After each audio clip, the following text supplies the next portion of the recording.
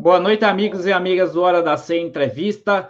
Hoje nós estamos aqui para falar sobre educação. Eu sou Ivaí Lopes Barroso, criador do Hora da Ceia, um programa que traz notícias e as notícias que eles não dão aqui no município, às quinta-feira, a partir das 22 horas. E na sexta-feira nós fazemos aqui a nossa live de entrevista, trazendo as personalidades da cidade e também personalidades intelectuais, políticas, para debater as questões sociais do nosso Brasil, do nosso município.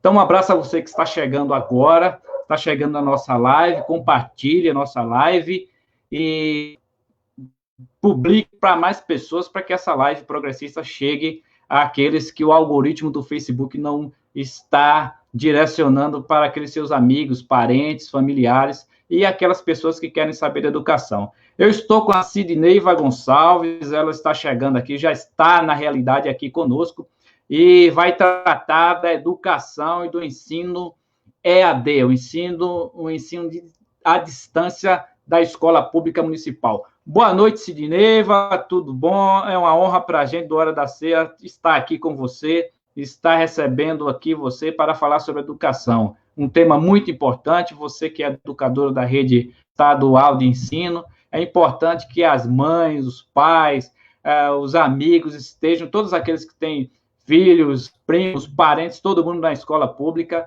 é importante para que eles saibam e não fiquem aí sem saber das informações truncadas que chegam do governo do estado e que chega através dos professores. Há uma contradição entre o ensino que as pessoas dizem que a escola passa, mas a realidade no ensino à distância é outra. Então, boa noite a você, tudo de bom, vá chegando e se apresentando aí para a gente.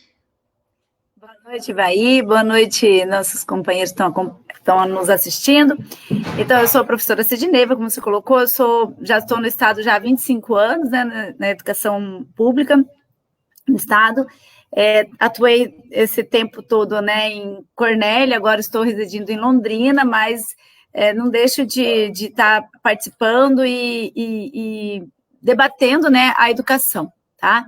Eu sou professora de educação física e também de sociologia, né? E aqui, assim, essa situação toda, assim, nem nos piores momentos, nem, né, nos piores pesadelos, a gente imaginou viver isso, né? E desta forma, né? Então, assim, é todo um cenário, Ivaí, que agrava essa pandemia, né?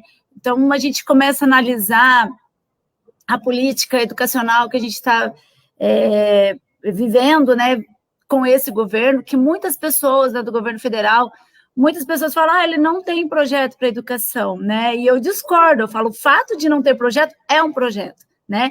Porque a educação, ela é, assim, fundamental, ela é uma ferramenta importantíssima para você atuar, né? Tanto na vida política, econômica, enfim, de um país, tá? Tecnológico, científico, enfim, ela é fundamental. Então, o modelo de sociedade, né, que a gente defende, a educação é fundamental, mas o modelo de sociedade que eles defendem, que é um modelo de educação, de sociedade excludente, desigual, né, também é importante, né? Então, a educação, ela tem um papel fundamental nesse processo, tá? E, assim, a gente, às vezes, acaba sendo repetitivo, mas é importante lembrar que o país, ele começa a se estruturar, um país, ele começa a cuidar do seu povo, a melhorar economicamente, cientificamente, né? Enfim, através de uma educação. E a educação, ela leva décadas para você poder ter um resultado. Então, você precisa fazer uma mudança de gerações, né? Então, a gente estava, por exemplo, num governo anterior, do governo do presidente Lula e da Dilma, e aqui no Paraná a gente teve o Requião, né, que ficou 2 mandatos, que foi, assim, para nós, enquanto educadores, a gente viu, assim, a valorização, e quando a gente fala em valorização, não é financeira, não é de salário, mas a valorização no sentido de condições de trabalho, de capacitação, né, de projetos. A gente via, assim, um Estado que cuidava do aluno, que cuidava do professor, que cuidava da escola, e toda a sociedade em torno tinha um resultado, só que 8 anos, né? E para a gente ter um efeito assim concreto, né, leva mais que isso. Então, o que a gente sempre bate em cima, né? Que nós não precisamos mais de projeto de governo, nós não podemos mais, a sociedade brasileira né, não pode mais permitir que tenha projeto de educação, de saúde, enfim, de governo. Nós temos que ter um projeto de Estado, né? Porque a educação ela precisa assim, que saia, que entre governo, partido, com as suas ideologias, mas que tenha um rumo para a educação. Tá? Então, o Brasil, por exemplo, é um dos países que tem maior número de analfabetismo. Né? Olha o país que nós somos, né? A riqueza que nós temos, tanto conhecimento que a gente produz, mas ainda a gente tem um número de analfabetos muito grande. E isso se reflete na desigualdade social. Né? E isso tem estudos que demonstram que quanto mais analfabetismo, mais desigualdade. Ou seja, o conhecimento ele contribui, inclusive, para as pessoas fazer um movimento, né? Ter mobilidade social, né? Então, assim, a gente precisa fazer esse entendimento. Então, e aí, assim, voltando à questão mais do nosso projeto atual, o governo do estado do Paraná, né? Então, você observa, o ministro da Educação mudou, né? Já é o terceiro, né? Sem contar as tentativas que teve de outros, mas assim, é um ministro da Educação que ele é pastor, né? Ele é pastor, ele é do direito, ele não é um professor de atuação, de essência, ele não é um docente assim de essência, né? E aí, assim, quando a gente coloca, e a história já mostrou, toda vez que a gente coloca a questão da igreja, né, os fundamentalistas, coloca à frente desse projeto de educação, que a nossa educação no nosso estado é laico, né? Então, você coloca, assim, um peso muito grande e que acaba vamos dizer, em tragédia, né? É uma tragédia. Quando a gente fala em tragédia, necessariamente não quer dizer que vai ser uma guerra, que vai ser um monte de morte, que vai ser né? A gente falando de tragédia, por quê? Porque se você fica uma década com uma educação sem norte, é uma geração, né? São milhares, são milhões de pessoas que ficam ali, são afetadas com isso, né? Então, a gente precisa observar isso, é bem preocupante essa situação que nós estamos vivendo. Junto com isso, não temos um ministro da Saúde que também tem que pensar, né, a educação nesse momento, e aí nós temos um Estado, né, com o secretário de Educação, Renato Feder, tá, que simplesmente foi convidado 2 vezes para ocupar o cargo de ministro. Isso demonstra o quê? Um alinhamento muito grande, forte com este governo, né, federal. Então, é uma pessoa extremamente empresarial, ele vê a educação como mercadoria, não vê a educação, as pessoas como um bem da população, tá? E que o Estado é o responsável para fornecer e para manter e para fazer com que a comunidade se aproprie, né, e tenha acesso a essa educação. Então, é uma educação, assim, que o rumo que está tomando assim, é uma mercadoria.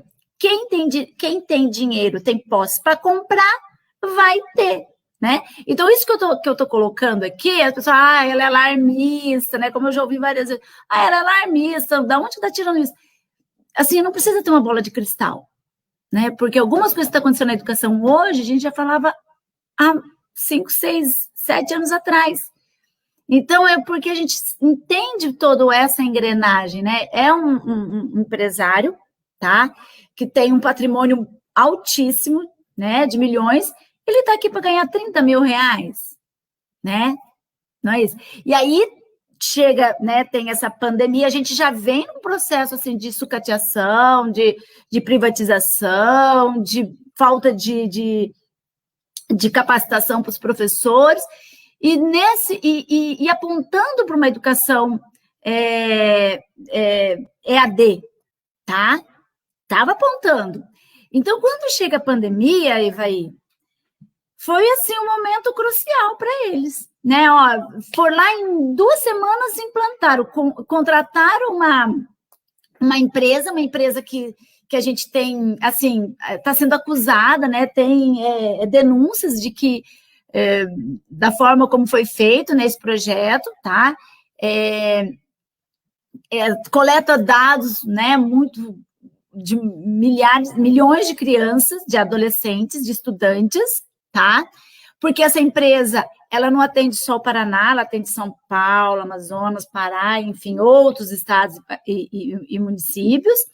Então, ela tem um aporte muito grande de dados desses adolescentes, desses jovens, desses estudantes, e isso a gente fica preocupado. Por quê? Porque essa empresa, ela tem uma relação muito forte com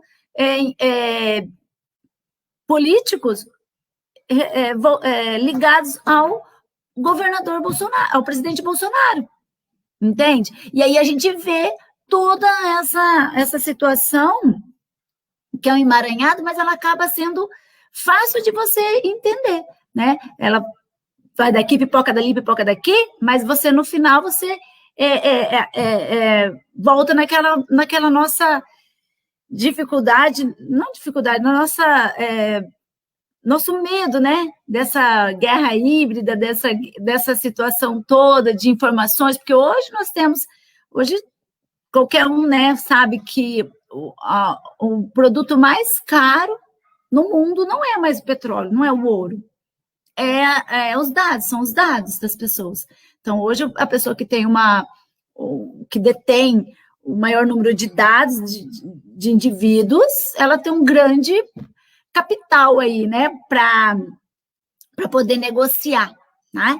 E aí, assim, vem essa pandemia. Então, essa pandemia, ela vem para que o governo, o secretário, né, Renato Feder, implante esse projeto, que é extremamente nocivo, extremamente preocupante para nós, porque ele só está acentuando ainda mais a exclusão, a precarização, né, enfim, o adoecimento de adolescentes e de professores e funcionários de escola, né? A gente teve casos de crianças que cometeram suicídio, de professores durante essa pandemia por conta de não suportar toda essa carga, né? Então, a gente já fez as denúncias, já temos pesquisa, mas não avançamos.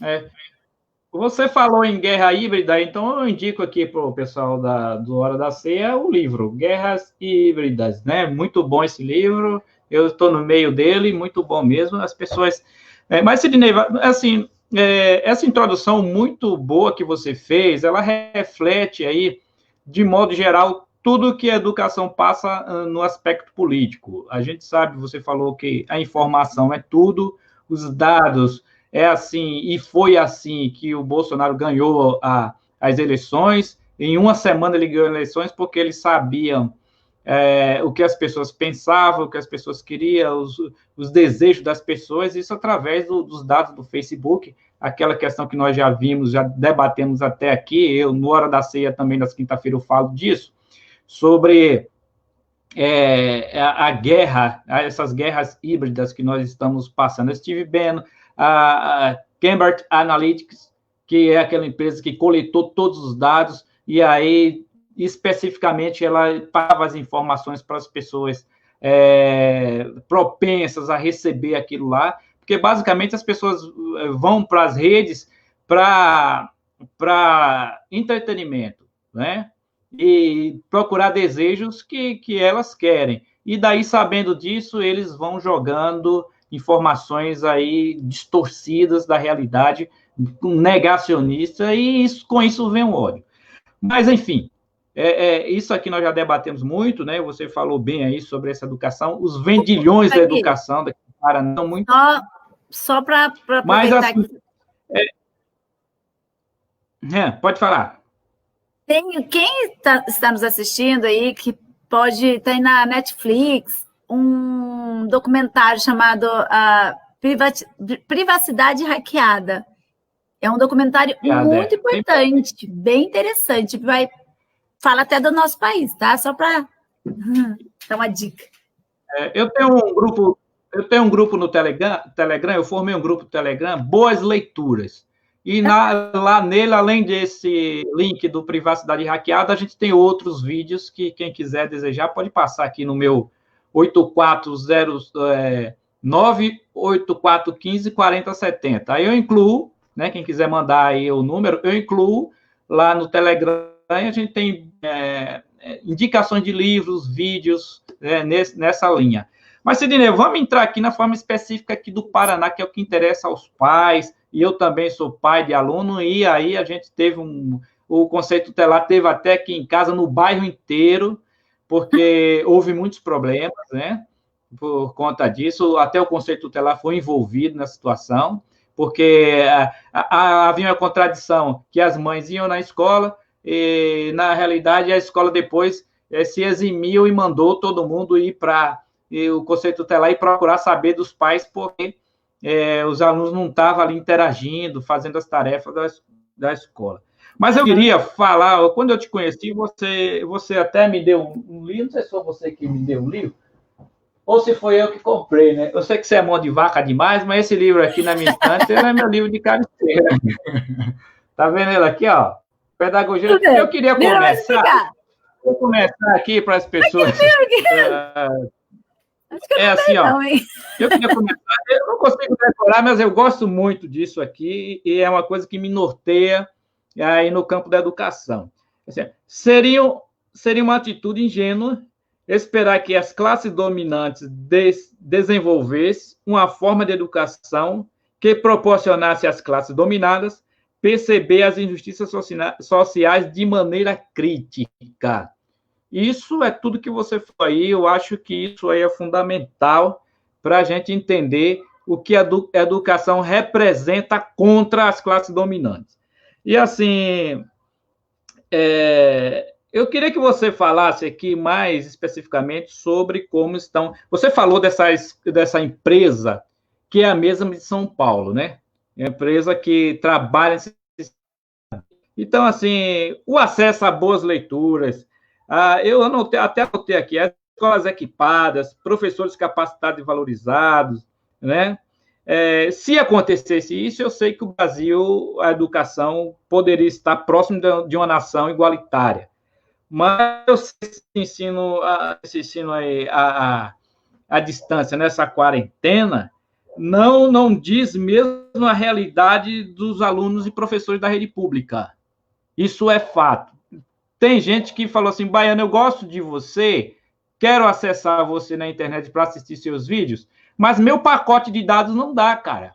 Você me desculpa, você pode passar o vídeo para gente, tal, quando eu pegar um Wi-Fi de um vizinho, algo nesse sentido, ou de um estabelecimento, passa aí para mim, tal, ou senão você me mostra quando você passar na rua aí e tal.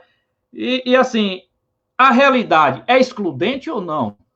Para a maioria dos alunos da escola pública. Esse EAD serve, veio para chegar, vai ficar aí para sempre, vai excluir os professores da sala de aula, por quê? Eu digo isso porque se você, como professor, ele pode dar uma aula só, espalhar essa aula para o Brasil inteiro, uma noção geral. Isso realmente vai acontecer, os professores têm que se atentar para isso. Como é que vai se dar isso aí, né? Essa forma pedagógica, porque o plano pedagógico de vocês não vão ser implementados, né? Tudo aquilo que você prepara em sala de aula, que se prepara com a dinâmica na classe, aquele aluno que não faz o exercício, aquele aluno que tem problema psicológico, aquele aluno que todo o relacionamento da sala de aula, você não prepara, eu acho que é assim, prepara sua aula, seu processo pedagógico, naquele aspecto. Você acha que... Como é que vai ficar isso aí? Vai ficar perdido no ar? Só o cara automático, robô, dá uma aula para todo mundo? Então, Ivaí, primeiro que essa frase que você leu, ela é, assim, carregadíssima de, né, de intencionalidade, de verdade, né? Então, acho que se as pessoas lessem isso daí todos os dias, teriam uma visão diferente do que a gente, quando a gente fala da educação, a importância da educação. Então, a educação no Paraná, ela vem já do próprio Beto Richa para esse governo de uma forma de improvisação, né, de sucateamento, tá? E essa questão da EAD, ela veio, assim, muito mais forte. E ela é excludente. Porque quando ela coloca assim, tá? O governo, ele está usando o Classroom, que é uma ferramenta muito boa, não é ruim, né? A gente não está falando isso. Acontece que eu não fui, foi tão improviso, porque assim, mas é pandemia, tudo bem, só que você não precisaria, daqui 2 semanas, já estar fazendo o sistema, né? Você poderia levar um pouco mais tempo. Então, assim, eu não tive capacitação para isso, nem informações adequadas. Então, a gente lidou com uma situação, Ivaí, assim, que teve dias de eu parar o computador, assim, a vontade que eu tinha de jogar na parede, né, e de cair no pranto, assim, de chorar. Gente, o que é isso que está acontecendo? E você não tem ninguém para você falar, porque você nem de casa você podia sair, né? Então, assim, eu cheguei a parar assim, falei, não, eu não posso entrar nessa neura, eu não posso entrar nessa situação, porque eu vou ficar doente, né? Então, assim, a gente foi aprendendo, era informação de manhã, no meio-dia era outra, e à tarde era outra. Então, assim, a gente lidou com isso também, que a gente foi mudando a informação, a gente não sabia o que fazia, você estava fazendo uma coisa, agora não é mais assim, é assado. Aí você vai fazer daquele jeito, não, agora você volta porque é daquele outro jeito. E com os alunos também foi assim, né? E quando a gente fala que é excludente, por quê? Porque eu tenho internet, né? Eu tenho uma internet, eu tenho um computador. Falei, ainda bem que eu comprei um computador bom, porque se eu tivesse um anterior que eu tinha, eu estava ferrada, porque, né, até algumas letrinhas do teclado aqui não estavam funcionando, eu ia pirar. Tô paga, eu falei, graças a Deus que eu comprei, porque senão eu estava bem.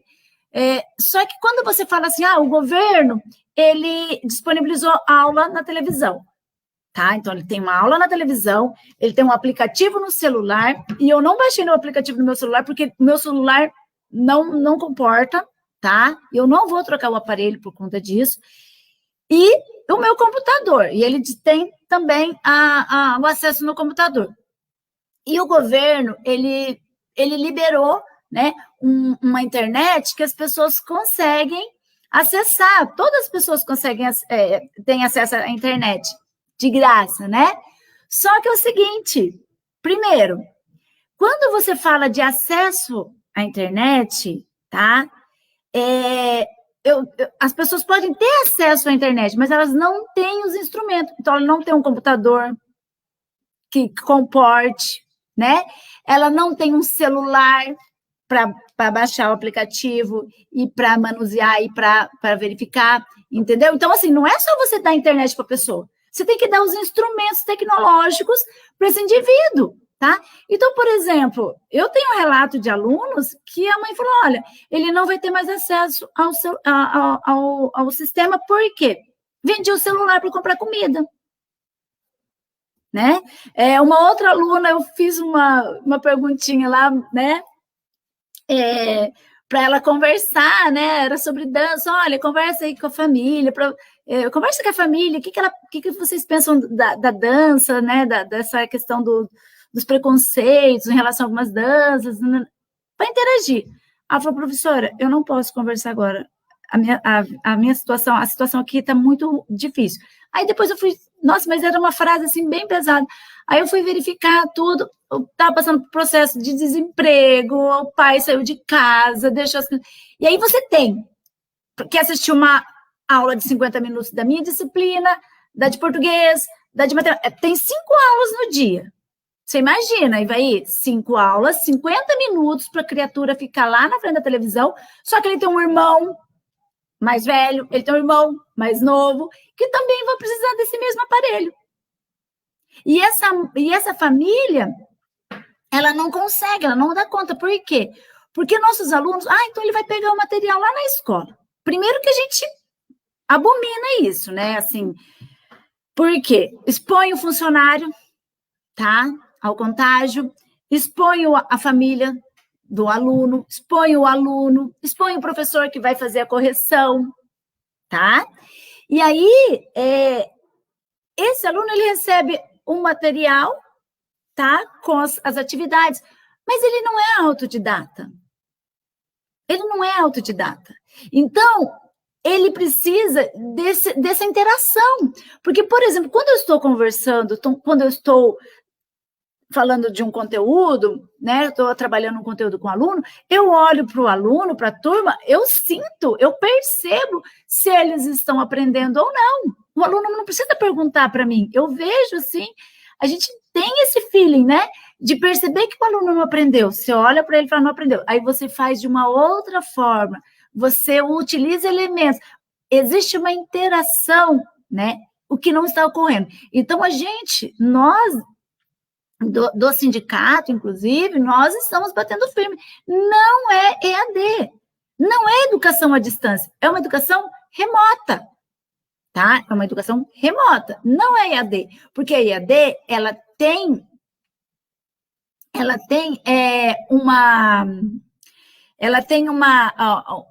toda uma estrutura, e ela é importantíssima, essa educação à distância, né? Mas eu faço a opção de ir lá fazer uma educação EAD, de um curso superior, de um curso técnico, e a partir do momento que eu fiz a opção, eu já sei o que eu vou enfrentar, e outra, eu tenho o mínimo de condição, tá? O que está acontecendo com os nossos alunos é que eles não têm essas condições. E os pais, né, o pai, a mãe, eu sou o pai, eu sou a mãe, eu sou a avó, eles não têm eles não estudaram para educar, para ensinar. Então, ela é excludente, tá? Ela é improvisada.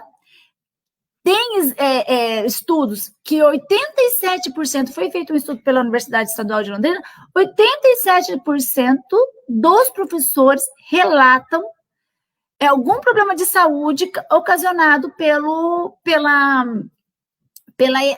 esse método, né, de educação remota, tá? E aí é o seguinte, a outra questão que nós estamos sofrendo muito também é com relação ao abuso, né, o assédio moral que nós estamos sofrendo, tá? Então, isso acarreta estresse, depressão, síndrome do pânico. Por quê? Porque tem diretores, porque assim, a secretaria manda orientação para o chefe de núcleo. O chefe de núcleo faz reuniões com os diretores. Os diretores, aí tem os tutores também, que são pessoas do núcleo que visitam as escolas. Eu trabalho em 3 escolas. Eu tenho 3 informações diferentes. Não estou dizendo que o diretor é carrasco, que ele é do mal, não é isso. Eu estou dizendo que é o seguinte, as pessoas, elas pegam a informação e, às vezes, o medo de prejudicar o aluno ou o medo de prejudicar um professor, ele intensifica mais a cobrança. E aí, isso, gente, assim, tá uma situação que tá fora do controle, tá? E aí, o que a gente defende? A suspensão do calendário, né, letivo, e vai a suspensão. Mas então a gente vai ficar sem estudar, sem trabalhar, Não é isso. Você vai suspender o calendário, né, o calendário letivo, o ano letivo, você suspende e você vai trabalhar conteúdos, vai fazer revisões, você vai trabalhar conteúdos que o aluno já aprendeu na educação presencial, e você vai reforçar, vai aprofundar, vai alimentar a vida acadêmica do aluno, o raciocínio, tá? Por quê? Hoje eles estão colocando conteúdos novos, os alunos não conseguem aprender, estão desistindo. O segundo trimestre está uma onda de desistência maior ainda de acesso, tá? Porque os alunos falam, não aprendo, não consigo aprender, eu quero, né? Eu preciso da professora. E aí, depois, qual que é o método agora? Ensina agora, e lá na frente a gente retoma esse conteúdo. Sabe? olha o prejuízo educacional para o aluno. Por quê? Hoje ele tem uma aversão, ele está saturado, porque ele não aprende, ele está se sentindo burro, ele está se sentindo incapaz, ele está estressando com a família está estressando com ele está sofrendo um desgaste emocional muito grande. O prejuízo emocional que está causando nesses alunos agora vai ser, assim, muitos vão sofrer até na vida adulta, tá? Isso não sou eu que estou dizendo, isso, né, são estudos. E aí, lá na frente, quando retomar, nós vamos ter que readequar o nosso conteúdo e retomar tudo novamente. Então, para que esse estresse aqui? Por que a gente não reforça, principalmente conteúdos que são essenciais, e para depois a gente trabalhar, remodelar esse estudo, né? Esse currículo? Sidneiva, tem muita gente aqui participando da live, tem até pessoal de São Paulo, a maravilhosa entrevista, Juliana Torres, que é minha prima de São Paulo, que eu não a vejo faz séculos. O João Carlos está aqui dizendo aí, o João está aqui falando, tem a Regina, a Célia Nunes Damasceno, falando aqui. É isso mesmo, professora Sidneiva, a Comissão de Direitos Humanos da ALEP está denunciando esse assédio moral, tá vendo? A Assembleia Legislativa do Paraná. Quem mais aqui está mandando um salve para você? A CED não libera afastamento para tratamento de... Depois a gente pode até entrar nesse assunto também de afastamento dos professores, porque, assim, é uma dura realidade, viu, Sidneiva? Pelo que você está falando aí, é essa dura realidade. A gente pensa só nos alunos, a tônica é essa, quando a gente visualiza de forma direta a educação, a gente só pensa no aluno, né? Mas aí você vê que tem dificuldade, além da dificuldade dos alunos, tem a falta de internet, que você já comentou, a estrutura familiar também, você já falou, a falta de preparo dos professores para lidar com a plataforma, e as mudanças na forma de ensinar é o que você acabou de falar. Então, assim, isso é muito preocupante, né? Deixa eu ver mais quem está falando aqui. A Célia Nunes, ó, tá mandando boa noite para você. Célia, companheira. Sueli Silvado, quem mais? O Jadão, o pessoal daqui. Grace Mutombo está aqui também mandando salve. Muita gente aqui hoje na nossa live tá bombando, viu? Tá bombando. Oi, Carol, você manda seu questionamento. Ela disse que é uma aula fake. Tem a Caroline, que eu acho que pode ser até minha parente, né? Caroline aqui, ela tá falando para você. Cid maravilhosa. Deve ser minha parente, tem o sobrenome que eu. E o Leonésio Pedro, o famoso Baleia, seu cantor preferido aqui de Cornélio, também está mandando um abraço para você. Aqui, o Jadão também, João Paulo de Moura está mandando um abraço, mas só que é para mim, pela primeira vez, né? Eu devia ganhar um, pelo menos. Eu sou anfitrião, mas você que é a estrela dessa noite aqui na educação.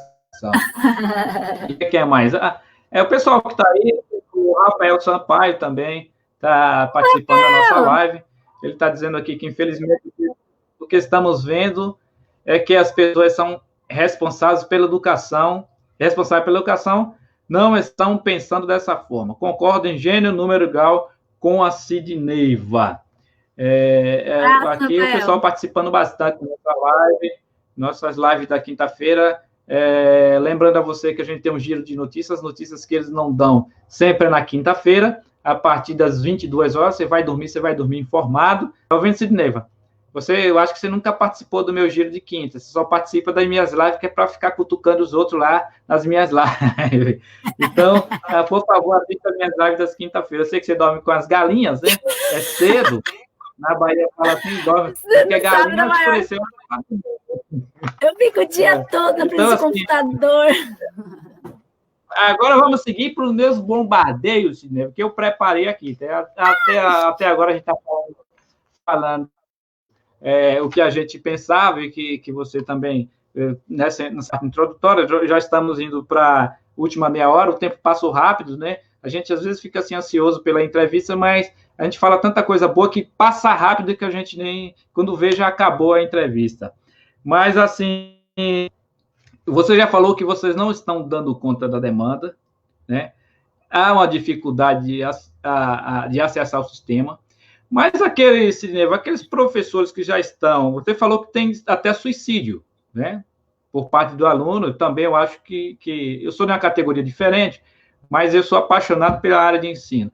Então, assim, aqui no Paraná, né, como minha categoria também, por essa pressão, eu sei que os professores devem estar exaustos, né, sobrecarregados, mas assim, como é que vocês estão dando conta dessa demanda psicologicamente, né? Estão estressados, eu sei, estão exaustos, esse processo novo tecnológico, essas novas tecnologias também, ela pegou de surpresa, que eu acho que é uma coisa que você falou realmente. O capital hoje ele não quer mais sua força de trabalho ali braçal, ele quer a força mental e os seus dados para ver como que você reage, para ele passar metas para você para produzir, para encher o bolso de 1.800 pessoas no mundo que tem mais dinheiro do que o restante do mundo, dos trabalhadores, até da classe média, todo mundo, esse povo aí, 1.800 pessoas que detêm todo o dinheiro do mundo. Então, assim, vocês estão sofrendo ameaças do governo do Estado, né? No dia a dia, por conta desse processo aí de vocês? Sim. Porque vocês estão na ponta desse processo, né?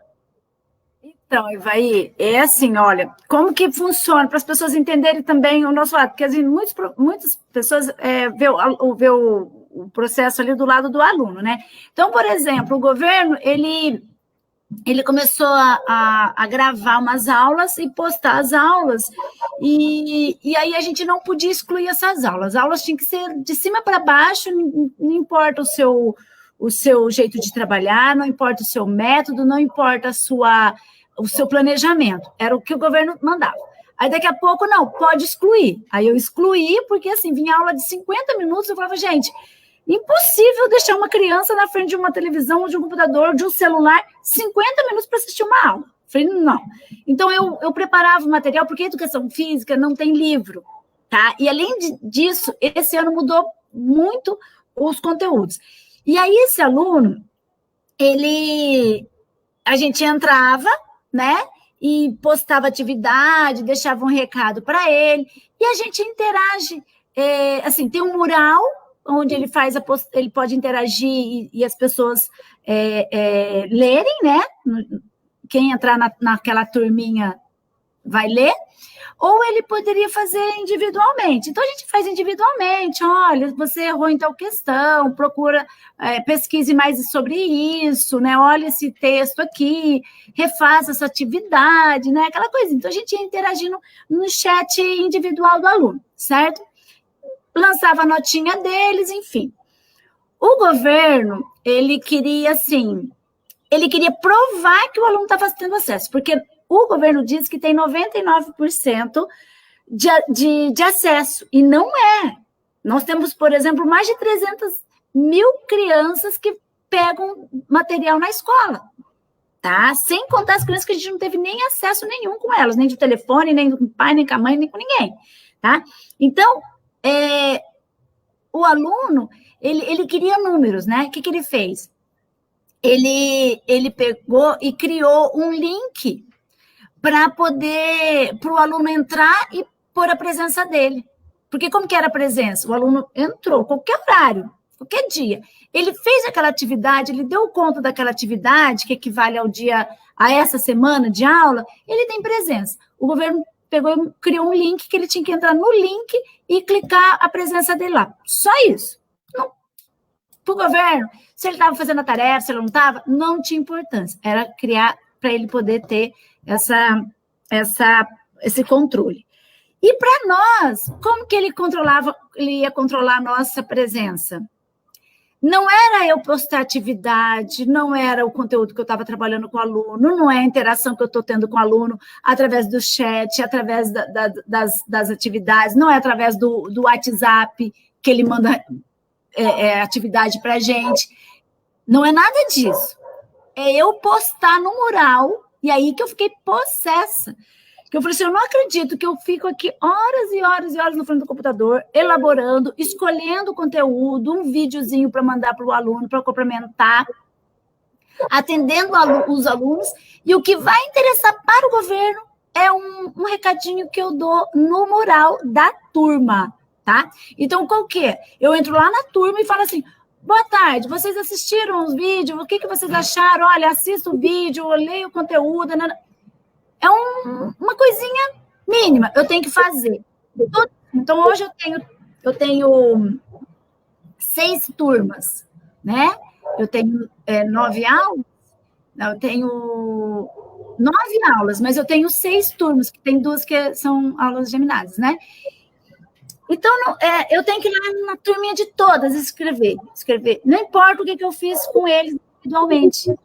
Então, o nosso processo pedagógico para o governo se resumiu a um recadinho. Isso que me deixou assim, possessa. Falei, olha, você prepara, ele não está nem aí com o material. Aí agora ele criou um link, que é o seguinte, que o aluno ele tem que responder uma pergunta. Ele posta a aula, tá?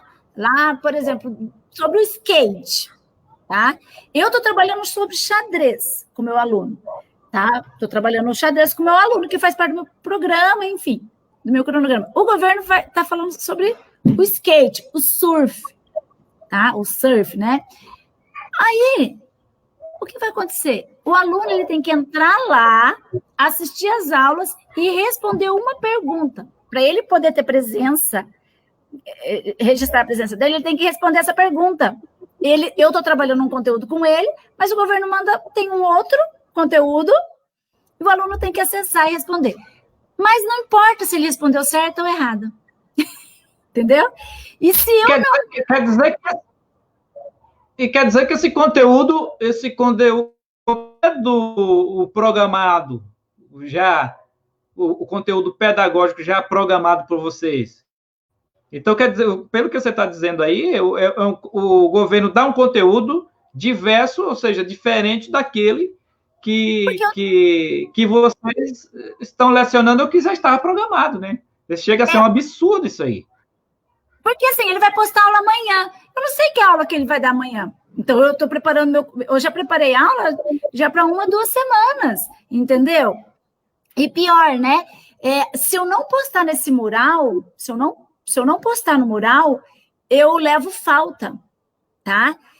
E detalhe, o diretor só pode justificar que eu estou com falta, mas porque a professora caiu a internet, ou ela respondeu em outra turma e esqueceu essa, ou ela interagiu com a turma, mas ela esqueceu de postar no mural.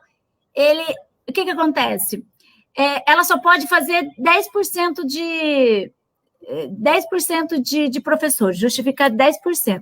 Eu recebi uma ligação essa semana de um professor desesperado, porque ele fez em todas as turmas, esqueceu uma, e levou falta, e a diretora falou assim, olha, eu só posso justificar de 2 professores, e eu tenho 3 que esqueceram do mural. Aí o professor fica desesperado, e pior, né? E assim, nós temos o RCO, que é onde a gente registra a presença e a nota do aluno, tá? E eu tenho que fazer esse registro diário. Eu postei atividade para o aluno não entra de imediato. Ele entra hoje, ele entra amanhã, ele entra daqui 1 semana, 2 semanas, 1 mês, se ele quiser, ele entra, ele vai resolver aquela atividade. Só que eu faço a chamada hoje. Como a minha presença é em cima da atividade realizada, eu sou obrigada a dar falta para todos.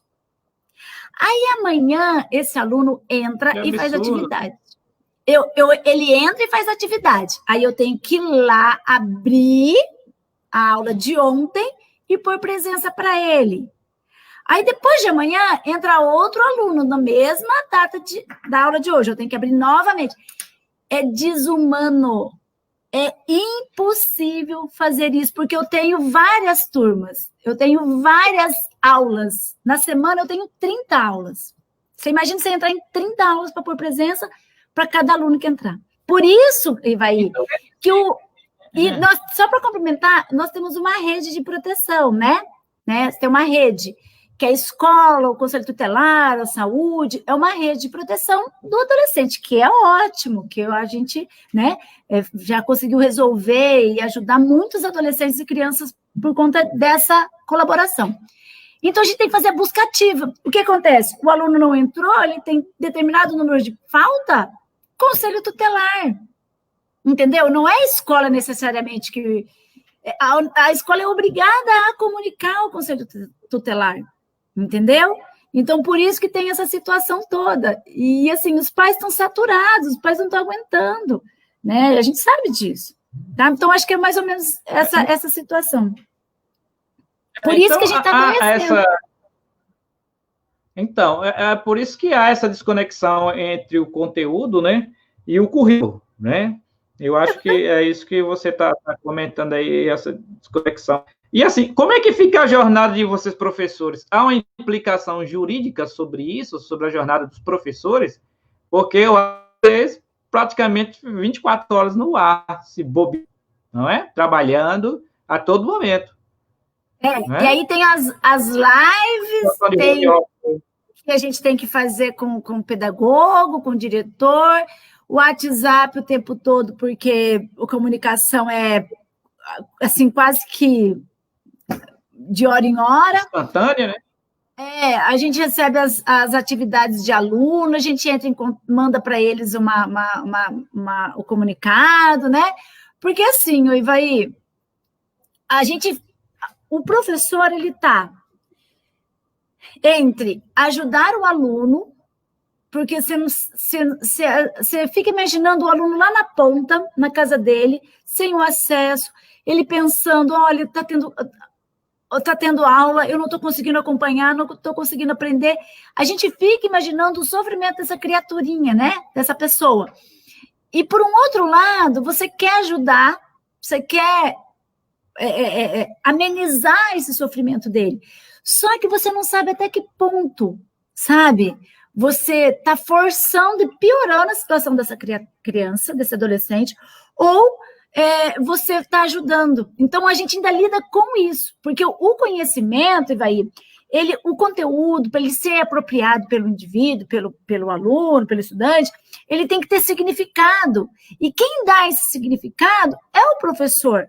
Por mais assim que tenha erros no método do professor, é ainda esse elo entre o conhecimento, que é algo concreto, né? Frio, e o aluno. Então, a gente que faz essa intermediação, a gente que dá sentido para ele, com carinho, com amor, com compreensão, né? A gente não trabalha por amor. Não é questão de trabalhar por amor, a gente trabalha como profissional. É profissionalismo isso. Mas você está lidando com indivíduos, com ser humano, que tem jeitos e formas diferentes de aprender. E o que a educação remota, ela coloca todo mundo num patamar. E quando você coloca todo mundo num patamar, você agrava, você acentua as desigualdades e a exclusão. Você não... O abismo que tem entre uma criança, um adolescente, de uma escola pública para um aluno, um adolescente da escola privada, é imenso. Ele se agravou muito mais com essa pandemia, com essa situação.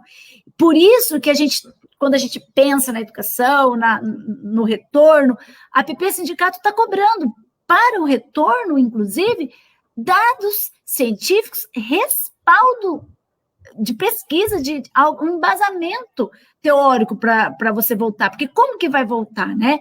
Não é de qualquer jeito. Não é que a gente não quer voltar, mas, queira ou não, no Brasil, são em torno de 55 milhões de pessoas que frequentam uma escola.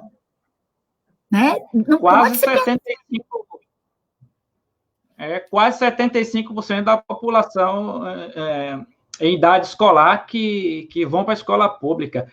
Sidneiva, assim, eu sei, pelo que nós já comentamos aqui, eu já vi que vocês perderam com essa pandemia e com esse AD total autonomia de sala de aula, isso é fato, né? Mas vamos lá, o Nilson Alcala, né? Alcalá, deve ser turco, né? É turco, deve ser turco, né? Nem parece. Sei. Ai, meu amigo querido, saudade dele. O que ele está falando aí? Agora o governo quer um bom desempenho no resultado. Na prova SAEP, jogando essa responsabilidade para os professores. Fala aí o que é essa prova SAEP, porque eu também nem sei, né? Da área de você. Aí a Georgina... Ah, tá. Georgina está aqui. A Sônia Georgina Medeiros. Eu não consigo chamar a Sônia de Sônia, só Georgina. Kid, esse desastre que adoece o governo não se importa com a preparação e o pedagógico profissional. Isso é muito injusto. A Simone está aqui também mandando um boa noite. Saudades também, Sidney, vem a resposta aqui. A Simone Agnolete Alcova está aqui mandando salve. E o Nilson Alcário também está aqui falando espanhol. Ele falou aqui que é espanhol o nome dele. Lá da Espanha, do rei Henrique XV. Força amizade, não, vai. Assim, eu sei que você falou no início que a educação privatizou-se de modo geral. Essa empresa é uma empresa só, que provavelmente fez um lobby aos governos dos estados e está implementando esse EAD em todo mundo. E eles querem resultados, né? Isso é fato. Eles querem resultado em cima, mas assim, além dessa nada que eu falei com você, acho que você deixou passar batido sobre essa jornada, alguma implicação jurídica, se você futuramente pode entrar com uma ação na justiça, requerendo hora extra, algo nesse sentido assim. Então, é uma mudança, você acha que isso aí é uma mudança, esse EAD é uma mudança sem volta? Vai ter volta? Né? Os professores realmente vão sair de sala de aula e acabou tudo, e vai ser um profissional contratado até pela empresa de EAD para poder dar aula em São Paulo, e isso ser disseminado para o Paraná, por exemplo, sem necessidade. Você acha que isso é uma tônica aqui agora, com esse processo tecnológico, nova tecnologia para sempre, ou você acha que há um futuro, há uma esperança que isso mude? Né? Porque quando dá 10 horas da noite, você não consegue aqui acessar a internet, porque eu acho que é muita gente trafegando na internet, e isso é um complicador, dados que o sistema aqui no nosso Brasil é caríssimo, né? A telefonia aqui é cara, e o 4G um absurdo e lento, né? Diferente de outros países. E eles entregam o que não foi contratado. Então, se você acha que isso aí vai acabar, os professores da sala de aula vão sair, perder a autonomia da sala de aula para sempre, ou há uma esperança? Qual a forma que a gente pode vislumbrar? Porque eu ainda quero ser professor. Esse ano eu vou ver se eu faço vestibular, nem que seja EAD também, mas eu vou fazer vestibular, porque meu sonho era ser escritor, eu não consegui até hoje, mas no futuro distante, eu quero ir para a sala de aula. Você acha que a sala de aula vai ser um quadradinho, luz, câmera, ação? Olha, assim, a gente já sofreu uma reforma do ensino médio, principalmente, né? E que 30% da educação seria à distância, né? E então, assim, eu não acredito que de imediato seja essa substituição radical, mas eu acredito que ela veio para ficar, né? Assim, a tecnologia, a plataforma em si é muito bacana, né? A gente não é contra a tecnologia, só que a tecnologia, ela é algo criado, inventado pelo homem para ajudar o homem e não para piorar a nossa situação. Então, ela tem que vir para nos ajudar. E, então, assim, ela vai, eu acredito que ele vai ficar, esse projeto vai ficar, e que talvez seja de uma forma gradativa, a diminuição de alguma aula ali, sabe, alguma situação aqui, vai gerar um desemprego muito grande, né? E, assim, a gente não tem ainda muita ideia, tá?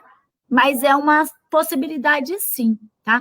Com relação à questão da jornada, a gente sempre trabalhou muito além, tá? A gente sempre trabalhou muito além. A gente não tem essa possibilidade. Eu acredito que numa ação por conta dessas jornadas a mais não vai surtir efeito. Agora, o que nós temos é com assédio moral, né? que a gente está sofrendo de alguns diretores e de chefe de núcleo, tá? Então, inclusive, foi colocado aqui que os Direitos Humanos, que é o nosso deputado Tadeu Venere, ele está movimentando, né? Está apontando para um processo, né? Contra o governo do estado com assédio moral geral para todos, porque assim a forma como eles estão interferindo na nossa vida, né? E o governo, o secretário Feder disse que nós somos os protagonistas, tanto é que no começo, ele deu licença especial de 3 meses, né? Que é um direito que a gente tem para usufruir, né? Ele deu 3 meses de licença especial para em torno de 40% dos professores. Aí ele percebeu, como que você vai interagir, como que vai ter educação sem o professor presente, né? No caso, na turma. Então, ele voltou atrás, porque era um tiro no pé, como que o protagonismo é esse, né? Então, assim, eu acredito que vá... Aqui em Londrina já fizeram uma ação contra a chefe do núcleo, que ela, inclusive, fez uma reunião e falou barbaridades, sabe? Assim, coisas bem pesadas. A APP de Londrina já entrou, já ingressou, já foi acolhida essa denúncia de assédio moral por parte dela, tá? E assim, eu acredito que a gente vai ter que ter muita organização, não só aos professores e funcionários de escola, mas à comunidade escolar, tá, Ivaí? Porque as pessoas como pai, mas eu não tenho filho na escola, mas essa geração, ela é o futuro do nosso país. Quando eu era criança, né, não vou falar quando eu era pequena, porque eu ainda sou pequena, mas quando eu era criança, a gente ouvia, né, estávamos sentados na cadeira, vocês são os futuros desse país, você é o futuro desse país, vocês são... Eu falava, gente, né, como assim? Então, hoje, né, é muito simples. Nós estamos à frente, nós somos professores, nós somos, atendemos no supermercado, nós atendemos no açougue, nós somos vereadores, nós somos, enfim, advogados, juízes, essa geração. Então, se ficar essa lacuna na educação, se as pessoas não conseguirem entender que o conhecimento, ele não é para excluir, para aumentar a desigualdade, mas o conhecimento é justamente para humanizar, para deixar uma sociedade mais igualitária, uma sociedade onde as pessoas têm direitos, né, e deveres, mas também têm direitos. Isso é garantido na nossa Constituição, a universalização do conhecimento, da educação, que nós conquistamos com muito esforço, muita luta, em 1988 com a Constituição. E aí a gente tem essa educação universalizada, mas em que qualidade? Em qual é a qualidade? Qual é o comprometimento? Qual é a parcela do Estado enquanto provedor, enquanto mantenedor de tudo isso? Porque esse Estado, que eu acredito, ele tem que cuidar do seu povo, tá? E para cuidar desse povo tem que ter a questão da saúde, tem que ter a questão da educação.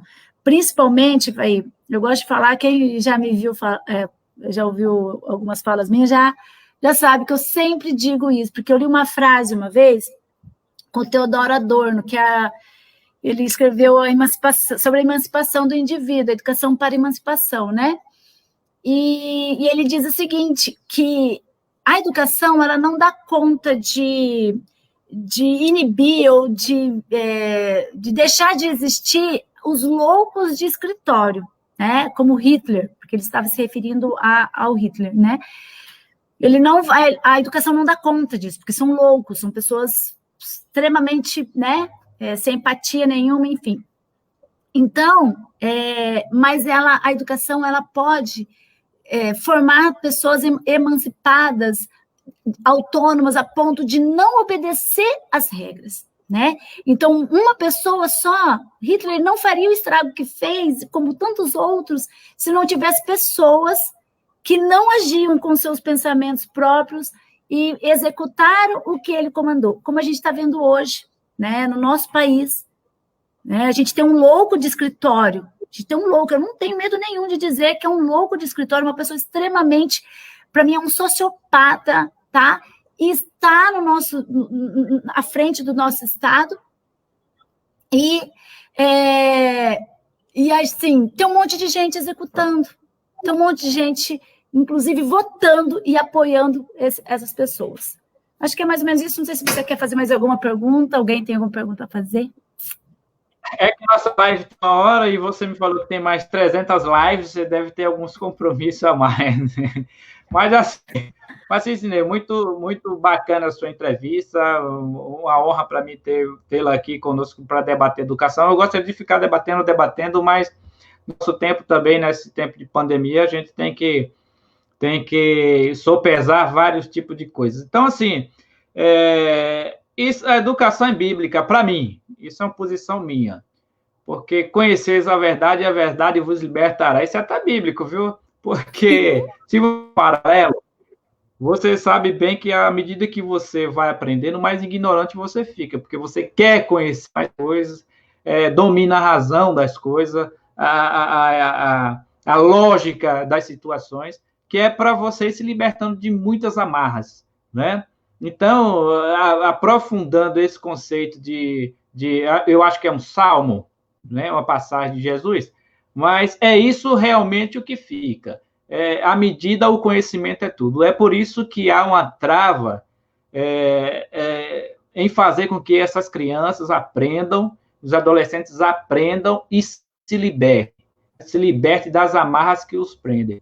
É o que eu falei no início com a frase do nosso mestre, e isso é verdade mesmo.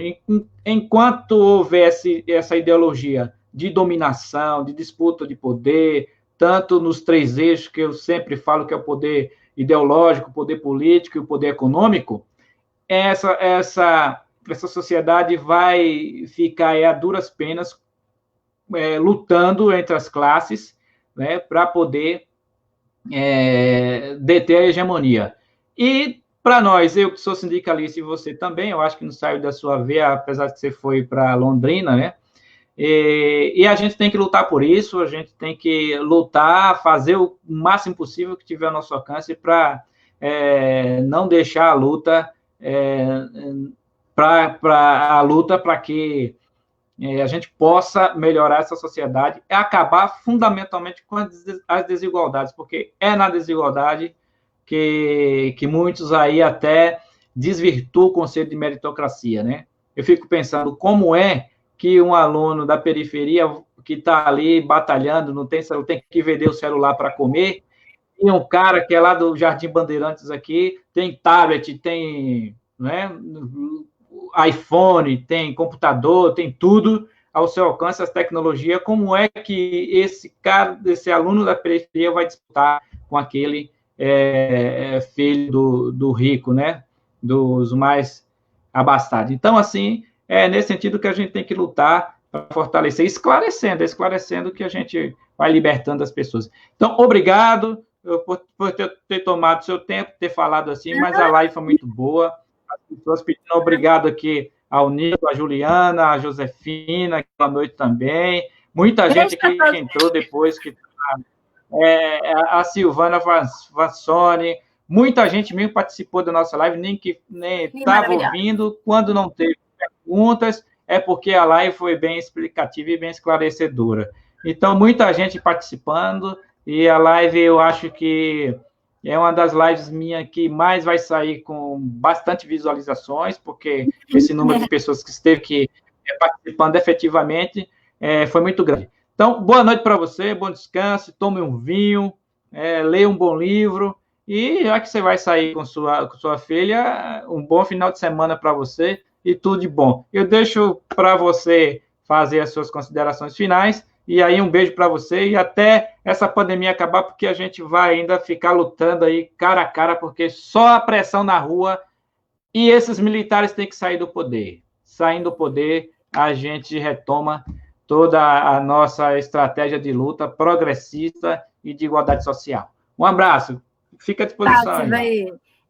Eu que agradeço, Ivaí, né, o seu convite. Você é um parceirão assim de décadas, né?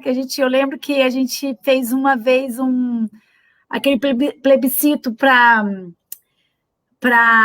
Vale do Rio Doce, né? Enfim, a gente já teve várias situações assim da educação, pauta geral do trabalhador. E eu, assim, tenho bastante orgulho de ser sua companheira, de ser sua amiga, de ser companheira sua nessa luta, nessa caminhada, porque são essas disposições para fazer o enfrentamento que a gente precisa, que nos anima, tá? Então, continue assim, né? E ajude seus filhos aí, tenha paciência com eles, que eu sei que você tem 2 filhos, né? E precisa também participar desse momento aqui para amenizar o máximo que você puder, tá? E um abraço para todo mundo que está nos assistindo, nos ouvindo, um beijo no coração, morro de saudade desse pessoal aí. Eu sempre me emociono, porque eu falo que a melhor parte da minha vida eu vivi, né? Minha bateria está acabando aqui. Eu vivi em Cornélio, acho que a parte mais, assim, produtiva minha, eu vivi em Cornélio, então eu tenho muito carinho por esse povo aí, que eu amo muito, tá? E vamos sair forte, né? Com um caminho, a gente precisa encontrar um caminho, porque vamos sair, mas esse novo que falo, né? Esse novo normal, ele vai vir para aumentar ainda mais a desigualdade. Somos nós, os trabalhadores, os filhos dos trabalhadores, que vamos ser penalizados ainda mais, tá? Então, a gente precisa pensar numa saída, tá bom? Um beijo para vocês. Tá bom. Coração. Beijo. Tchau. Tchau. Obrigadão. Tchau.